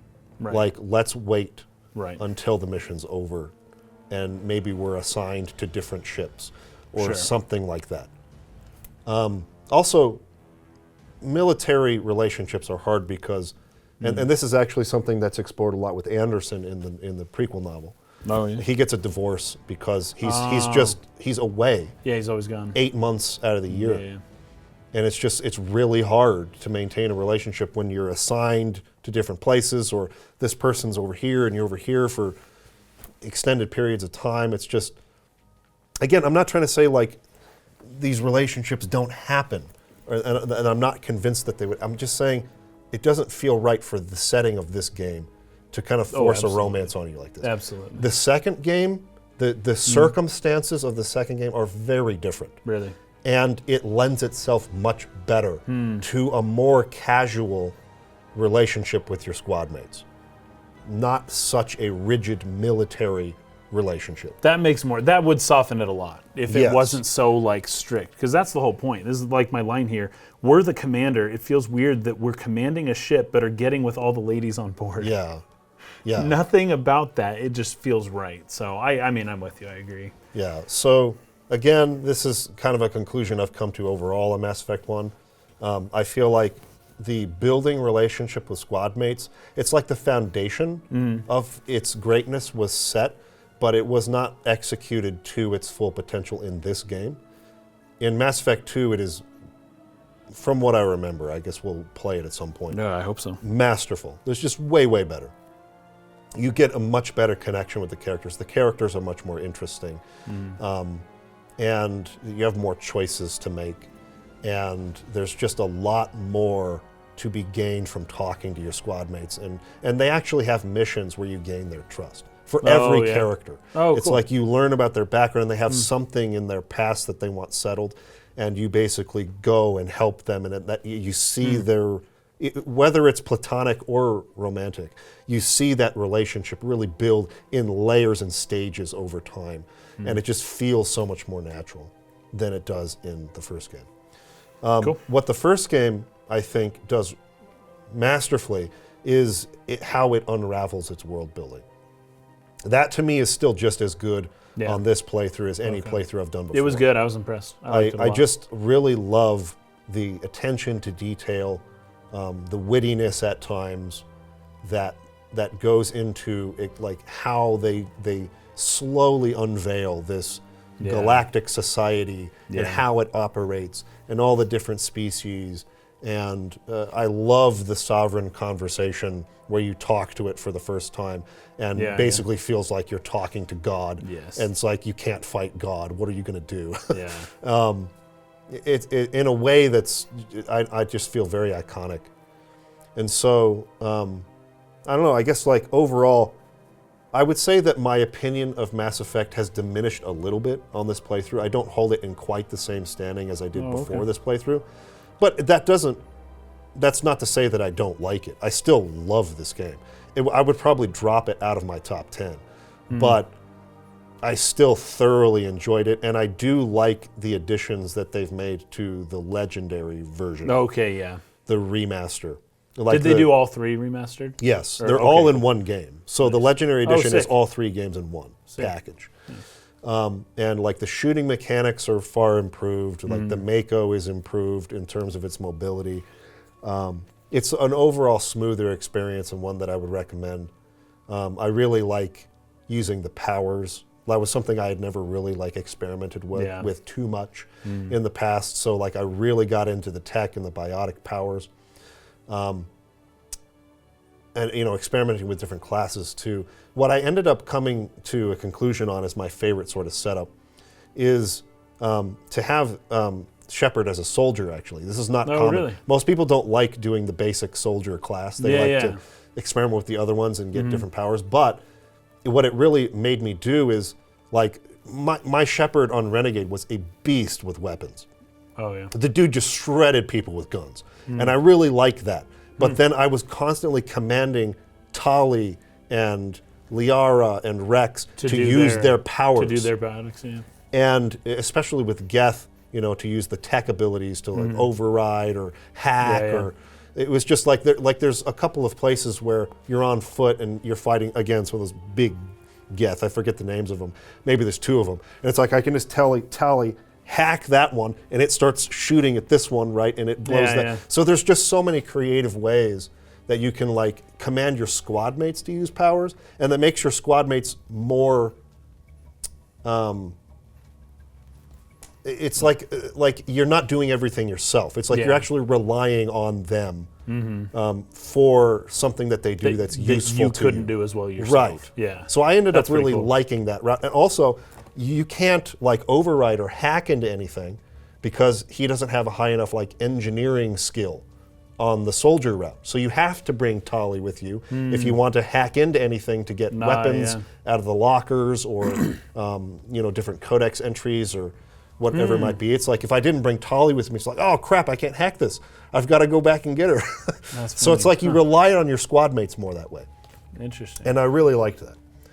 So overall, really, really still love the game a lot, and I think it sets up a lot of a really great foundation for what is, in my opinion, the superior game in Mass Effect 2. Mass Effect 2. What did you feel about? It's great. I mean, I had played the beginning of this game before, but I'd never finished it before. I'd never finished it to the ending, and it's a really, really well done game. The story is great. The plot is great. The setting is awesome. Yeah. It's so cool. Whenever you think like, oh, there's not much more to be done in a space setting or something like that in terms of storytelling, there's still so much. It's just, you got to be really creative about it. And this game was. And I feel like they knocked it out of the park with the races and with the realistic ethical situations and how each race is vying for some position of authority, but only a few of them are capable of actually attaining it. And then where humans would likely fit in with all of that. Yeah. And how, I don't know, it felt like it was a really cool scenario. I liked just about everything about the game. I still don't love the gameplay. Gameplay's, I think whenever I'm not saying it's like horrible. Yeah. It's just like, it's probably the weaker part. Whenever we move to Mass Effect 2, we got to get you the legendary version. Sure thing, yeah, sure. And not the original. Well, actually, Mass Effect 2, even the original version was far improved. Was improved on that I've side of things. I've never played Mass Effect 2. But I think we should get you the legendary version anyways. Yeah. But I feel like this game really, really excelled with the setting and with the plot line. Yeah. I really like that a lot. Yeah, I agree. And then some of the relationships and the gameplay, not like so much. I loved talking with Rex and yes, Tali Rex was cool and Tali was Garrus. Cool. Me too. The those non-romanceable characters. It got so awkward with the romanceable ones. It always did, every time. And it's like, I want to talk to you, but I don't want to like feel weird. And so I'll just talk to these other guys. Oh man. I agree. That's funny. Okay. So I want to go through some comments here, respond to some people, because there were a couple of really good comments. Okay. And particularly on episode 2 or 3, so let me skip ahead to this one here. Chocolate Rob had a great comment regarding the Citadel Council scene the first time you go there. Oh, yeah. And their handling of the investigation with Saren. He made some really, really good points that I think are great criticisms of this scene. See if I can find him here. So Chocolate Rob says, the problem with Udina is that he's portrayed as an angry politician when his actual role is supposed to be an ambassador. These are not the same thing by a long shot. That's a good point. Very good point. Yes. Whenever Udina wants something from the council, he shouts and screams in such a childish way that I don't get how players could ever think he's the natural choice at the end of the game. It's as if you always, or it's as you always say about showing and telling. They tell us that Odina is a great politician, but the game only ever shows us that he's screaming and is a petulant child. Yeah. His ideal of middle ground is you give me everything I want and you may get something out of it too. You have a good point that all 3 humans at the trial were behaving poorly, but the council were also proving their incompetence throughout it, though they were showing it politely, of course. Now, this is the really good point here. The eyewitness account is entirely dismissed without examination, and there is also how said testimony lines up with the state of Nihilus's body. So this is not something they ever talked about. The eyewitness says he was shot in the back of the head. If they actually examined Nihilus's body, they would see he was shot nearly point blank in the back of the head. Right, yeah. So this would align with the witness's testimony and give credibility to what the witness is saying, right? The guy was shot point blank in the back of the head in an open-ish area, and he was an extra elite soldier. So, like, he wouldn't. It's an open area. Point blank. He was back off of the head, his guard. Elite soldier. Yeah, clearly that alone, which would have indicated that Saren, evidence. who was his Spectre someone close peer, to him, was able to get him to stand down and then betrayed him, shot him in the back. Like that's so obvious when you really think about it. Like an actual competent investigation would have said what the eyewitness here is saying aligns really well with the actual autopsy of the body. Was it known that Saren was there, or was that the only evidence? Was that one eyewitness? Was the eyewitness, and I guess, that eyewitness saying that he saw another Turian Spectre who was named Saren, shot him. So you have one witness, but the witness's testimony is very consistent with the autopsy. Yeah. Good point. And they don't consider this at all. It's just all dismissed. And I thought that was a very, very good point. I wonder if that was their unreliance on humans, right? Yeah. Where it's like, yeah, there's one witness, but he was a human witness, so we don't believe him. Let me just read some of the things he said here. One more random note. I saw a conversation that I had not seen before. I had Rex in my party when doing the side quest to get the Turian general to stop causing trouble for the consort. And when we approached him, so this is, what was his name? Shira's... Oh, Shaida? The guy. Oh, that one, the general. At the general guy. Yes. Forget his name. Septimus or something like that. I had Rex in my party when doing that side quest. And when we approached him in Cora's den, there was an interaction that amused me greatly, as General Septimus and Rex did a routine famously attributed to Winston Churchill. Rex accuses him of being drunk, to which he replies, "I may be drunk, Krogan, but you're ugly, and tomorrow I'll be sober." That's great. That's really funny. That's wonderful. That's wonderful. This game does have a couple moments like that Yeah. where you kind of like laugh out loud. It's just very witty and funny. Yeah, I like think so, genuinely funny. I actually did the path you were talking about on Novaria, where I was my renegade shepherd, where you're talking to the VI, like, activate the neutron burst. Oh, and what's he's the like, code? yes. And you like mumble something. It's like, She's like, and he like coughs. That was so funny. And not only does it not work, but she's like, she basically calls security to like come after you. It's freaking funny. Oh my gosh, that was so great. Because those moments are pretty few in the game, but they land well. Yeah, good stuff. Let me take a look at some of the comments from episode 3 to see if there's anything here, and then we'll look at 4 and then wrap up. Oh, here's a good one. Gaming with Spoons. Very good point here. He says, the Rachni are very reminiscent of the Buggers from Ender's Game, and I can't help but feel they are heavily inspired by that race. Actually, that makes sense. From the mannerisms in which they communicate through hive mind to how the species as a whole evolved past desires of war. The scene in which Shepard speaks to the Rachni Queen gave off heavy vibes of the conversation Ender had with the Bugger Queen. That is very true. I really like Ender's Game. It's a great book.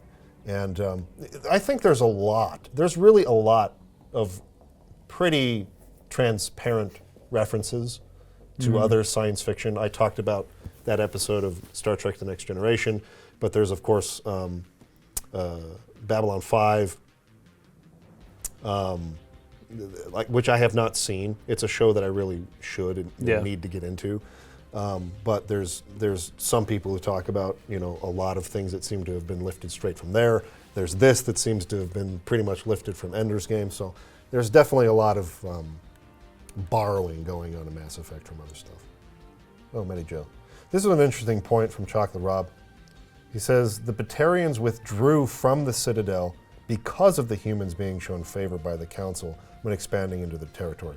So I didn't see that when I was looking at the wiki, but apparently the Batarians, according to Chocolate Rob, maybe this is shown in a codex in one of the later games or something, or I don't know, I just didn't see it, but he's saying that the Batarians used to be part of the Citadel, but they withdrew once the humans were seeing as much favor as they were seeing. And this kind of aligns with this particular Batarian on the asteroid X-56 side quest was so furious with humanity in general, just wanted revenge on humans. Anyways, and you can kind of go back and forth, and there's a little bit of a fog of war kind of a conversation there, like you shot first, no, you shot first kind of a thing, where the Batarians and the humans have a big rivalry. So apparently it was because of that they withdrew from the Citadel. Interesting, okay. But he says the single best example of why humans are already so influential in the galactic community is probably Medijo, a human creation that should technically be illegal due to genetic engineering laws, but is just so useful that it's overlooked and is now used pretty much universally. Right. So apparently, I did remember that. Yeah. Medijo was a human invention or innovation, nice. And so that's another reason why they're shown the favor that they're and everyone was like addicted to it, right? Yeah. So this was brought up by a couple of people, and I don't remember what we said specifically that seems to have given the impression. I must have misspoke in how I worded this. But there were a couple of people who were saying the Solarians didn't alter the Krogan to be warlike. They were already warlike. Oh. And I just wanted to just clarify, yes, I know that. Okay. What I was saying is that the Krogan were elevated into the galactic society before their culture could evolve to a point where they would be a more agreeable species that could compromise and do politics better. Well, it would probably be that the Solarians exploited their warlike nature. Yes. But that doesn't necessarily mean that they made them more warlike, but they exploited that part of it was specifically because they were warlike that they were used as soldiers against the Ragnar. So yes, we're aware that the Krogan were already that way. All I was saying is that they gave them technology. They brought them out of their own star system far before the Krogan would have found the mass relays on their own. Yeah. Far before the Krogan would have a cultural evolution that would have made them more ready to be a part of a galactic society like this. Be like lifting up humans from 10,000 years ago. Yeah, instead of waiting for them to discover the mass relays on their own. So you bring a bunch of cavemen out and you're like, hey, here's some guns. It's because of that the Krogan were totally ungovernable and became a problem after the Ragnar War ended. So that was just a consequence of violating the Prime Directive, we'll call it. The Prime Directive. Sounds good. Okay, so this was brought up, and this is Blue Claws. It says, regarding Benezia's death, it was more that your fight with her was fatal, not that she was, like, killing herself. So like she Are you sure? Are you so it's sure, like you fight, and she's like already injured because I do remember this. Okay. Shepard offers Medigel. He's like, I have Medigel. I can administer it right now. Like, don't worry. If you go, I think Paragon option in that conversation, and she's like basically saying no, like don't give me the Medigel because there is no forgiveness. Right. Yes. Exactly. Yes. But so she doesn't kill herself in the scene. She's already fatally wounded from the gunfight. Okay. And denies the Medigel. Sure, okay. That did not come across at all. It seemed like she just like she did a thing. Her hand does. That would have just been the animation. This little motion, and that's what confused me. It looked like she was like using a biotic power to like snap her neck or something. But it's not punchy enough to like actually indicate that. It's just an awkward move. The animation's really I would bad. pin that on the animation, yeah. Not very clear. Oh, so what Davey B. Jones 999 is saying here is that in basically every decision where there's a Renegade Paragon important decision, the squad mates will take opposing positions and argue the merits of either choice. Okay. Which is something that I noticed. I never actually like took a note on it or brought it up, but it is interesting. Like particularly with the Rachni Queen, it's like one of your squad mates will say, destroying the Rachni Queen is the right choice because it's dangerous to leave them alive. Right. You have no idea how And they it terrorize the changes galaxy. as to who says which, depending on. Yeah, I guess who you bring with you and probably what position they're in. This is kind of a trope of even JRPGs, right? It's like if you put this character in slot 2, Yes, I was they'll gonna- say this I thing, was gonna bring that and up, this but- character in slot 3, they'll say this thing. But if you were to reverse that, then they'll say say different things. Yeah, that's Maybe it's something like that. Okay. But yeah, that is something that they tend to do. They tend to have your squad mates on the opposing, like arguing the merits of the opposing decisions to sort of like inform you, which is kind of an interesting design choice, right? It says about the Liara mission, you can actually decide to get Liara last, and if you do, it's really funny. First off, after every main mission, the game will push hard for you to go and get her because someone on the crew will be like, seems like we need Liara to decipher this information. We should go there next. And if you get her last, Liara thinks you're a hallucination, and she'll keep making references about talking to figments of her imagination. Then the mission debrief is also really funny because your crew explains almost the entire plot of the game to her, and she's really annoyed about missing everything. That's great. That's funny. That's fun. Okay, so let me just look at the last video here for any more comments, and then we'll just wrap this up. This is the Jogs. I love how all the planets in Mass Effect 1 function like their own little movies.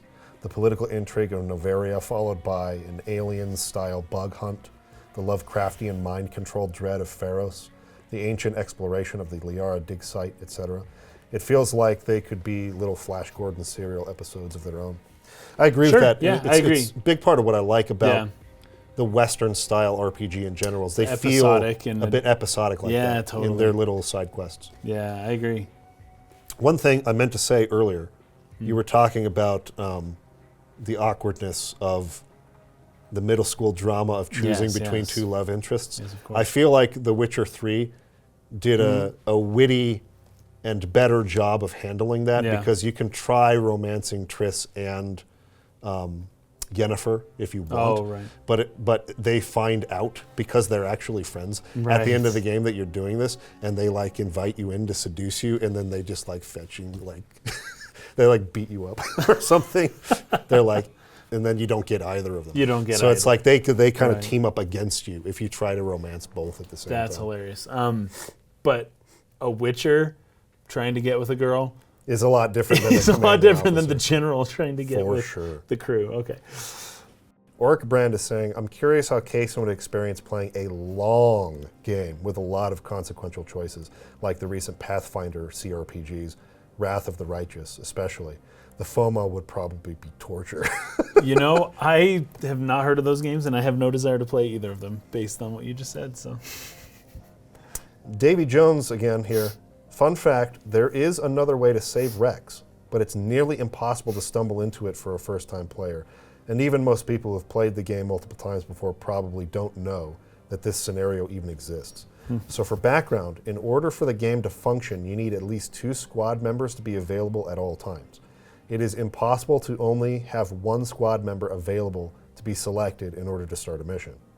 Also, the mandatory squad members in the game are Ashley, Caden, Tally, Liara, and either Rex or Garrus, but not both, so it is not mandatory for you to recruit both Garrus and Rex. That's something I think I had said earlier. Was that you, so you just don't recruit them. apparently you can not recruit one or the other or something. If you go and collect Rex first, you can decline Garrus's attempt to join the crew. Interesting. If you do that and also decide to collect Liara last and start the VIrmire mission before recruiting her, it is impossible to kill Rex. In this scenario, you only have 4 squad members to choose from, and because Ashley and Caden both leave your party during the mission, and the game needs at least 2 squad members to select in order to play the mission, Tally and Rex are now the only 2 possible choices, so the game defaults to the scenario where Rex stands down and won't give you the options to kill him. Wow. That's crazy. That's fascinating. No, so you save Rex, but you sacrifice other characters. That's freaking crazy. You don't get Garrus. I guess, could you get him after the fact? Maybe not. I don't think so. Yeah. Yeah, I don't know how anybody just in an organic, natural playthrough would like encounter that scenario. Yeah, but that's crazy because you have to have 2, and if you don't have Garrus and if you don't have Liara, you have to have Rex and Tali because Caden and Ashley leave. Oh, that's funny. That's wild, dude.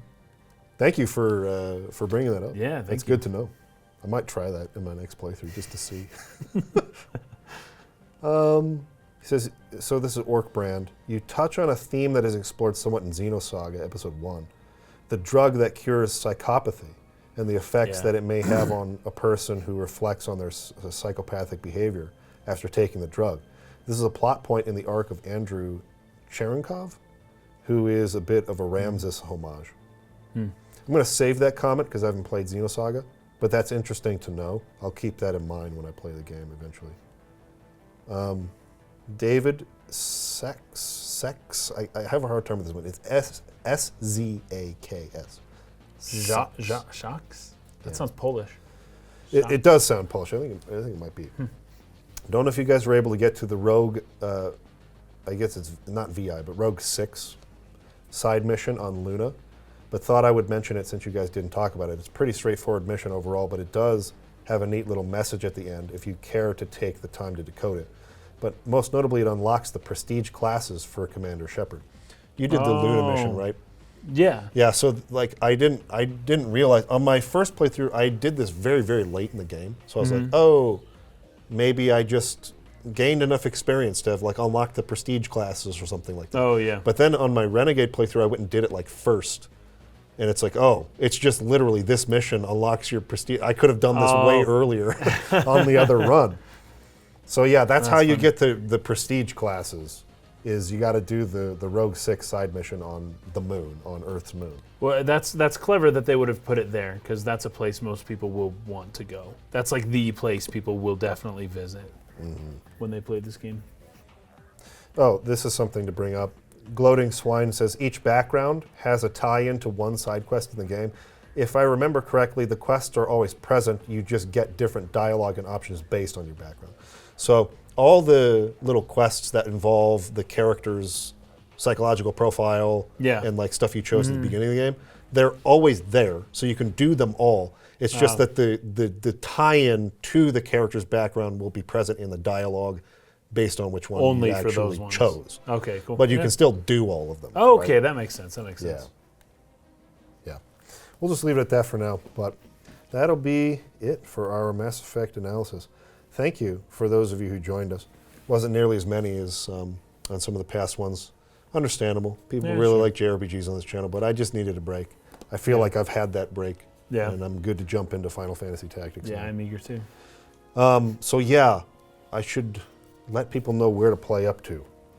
We're going to take a little bit larger chunks than we did on Xenogears. Xenogears, good. My plan is to do 8 episodes for